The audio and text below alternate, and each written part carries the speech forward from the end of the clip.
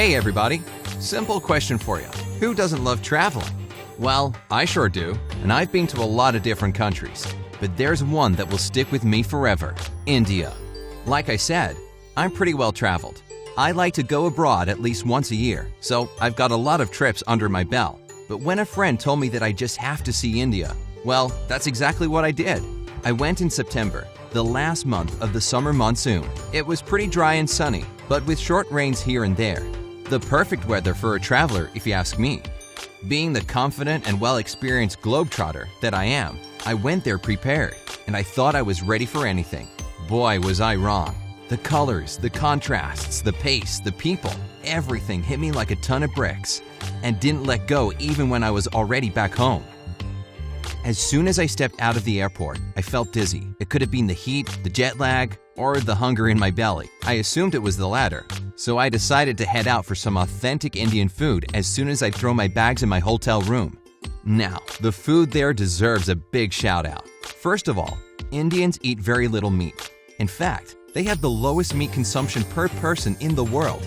Most of their dishes are vegetarian, and meat is replaced with soy meat.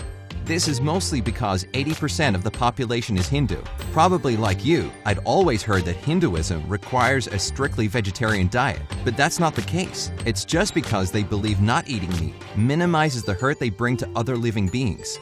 That's definitely one of the things I learned during my travels, and I was pleasantly surprised.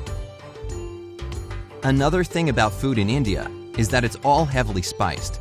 That comes as no surprise, really, since India is well known across the world as the biggest spice producer and exporter.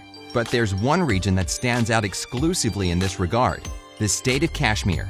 It's home to the most valuable spice ever, saffron. Sure, this flower isn't unique to India. It also grows in Iran and Spain. Kashmir, however, produces the highest quality and the most expensive saffron in the world. The town of Pampore is literally built around saffron fields. There are actually 3 varieties cultivated there. There's Mongra, the most expensive one, that costs about $1,600 a pound.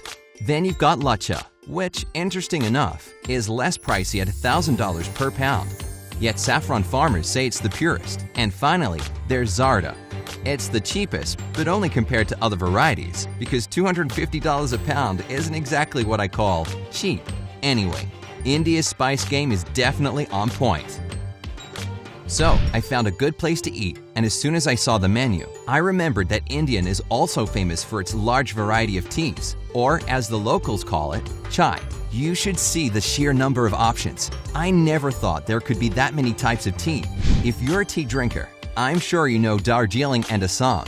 But have you ever heard of Karnataka or Kangra? Does Munnar ring a bell? I don't blame you. I had no idea that these kinds exist either, and those are just the tea-producing regions. There's even more once you get into the types of chai by adding particular spices and herbs. Take, for example, masala chai, which is made with cinnamon, ginger, cloves, and herbs. I personally fell in love with butter tea. It's so thick and creamy, I could drink it by the gallon. Basically, you take tea leaves, some butter, hot water, and salt. Mix it all up and thank me later. With a full belly and plenty of chai pumping through my veins, I was ready for some sightseeing. I landed in New Delhi, so I spent the rest of the day walking around and taking in all the sights. Whenever I go abroad, I like to carry a little phrase book in the local language. Well, if you ever find yourself in India, you're gonna need a really big book because there are actually 22 officially recognized languages there. English is among them, so I was okay just sticking to that. But those 22 official languages are just a drop in the huge linguistic ocean of the country. By different accounts, there are from 122 to 300 major languages spoken in India, as well as up to 1,600 lesser-known ones. Basically, if you travel from one town to another, you'll hear people talking a different language. And if you happen to go to another state, you can forget everything you might have learned in your previous location. How they manage to communicate with each other is still beyond me. New Delhi was awesome. I wish I could talk more about it, but I had a lot to see. I did find time to take a train up to Amritsar and see the Golden Temple. How do I even begin to describe it? The whole thing is covered in gold and sits in the middle of a huge pool of water. This is where the tradition of langar takes place. Langar is a vegetarian meal that's given to any and everyone who comes to the temple, regardless of their background or beliefs. Just imagine, the Golden Temple provides a free meal to over 50,000 people a day. And on special occasions, it can feed up to 200,000. I got a free meal too, and it was really delicious. You can volunteer there as well. I did just that because I was in so much awe about the place, I didn't want to leave. What I actually regret is that I didn't get to see the Kumbh Mela in action. It's one of the greatest celebrations of India, and apparently it's a sight to behold. In 2011, so many pilgrims gathered in one place that the whole congregation of 75 million people was even visible from space. This year, it's taking place from January until early March, so if you've seen it with your own eyes, just know that I'm so jealous. In fact, whatever India does, it does it on a huge scale. For example, it has the largest number of post offices in the world. Wherever you go, you'll stumble upon one literally on every corner. The irony of this is that it doesn't really help the situation with delivery times. One Indian guy told me it's totally normal to wait for your package to be delivered in 2 weeks' time, even if it was sent from a nearby town. But hey, patience is a virtue. But it doesn't stop there. India places third in terms of the number of Guinness World Record holders. The world's fastest nose typer, the most expensive wedding ever held, and the most selfies taken together are just a few of the bizarre world records held in this country.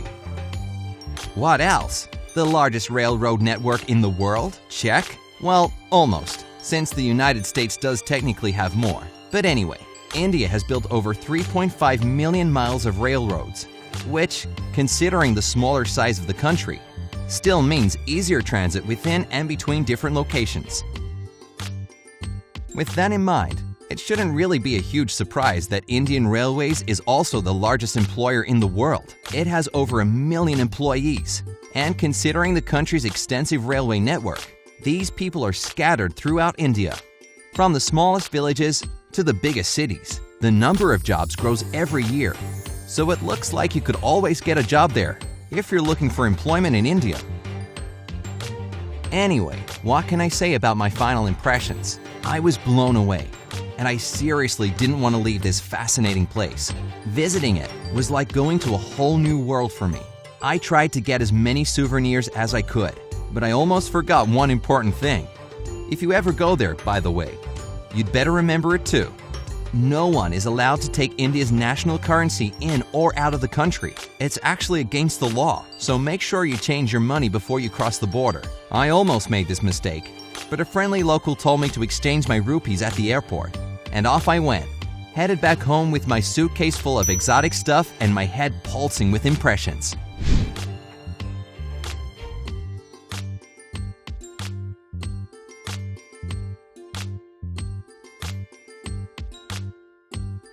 Can you tell me anything else about India that I missed?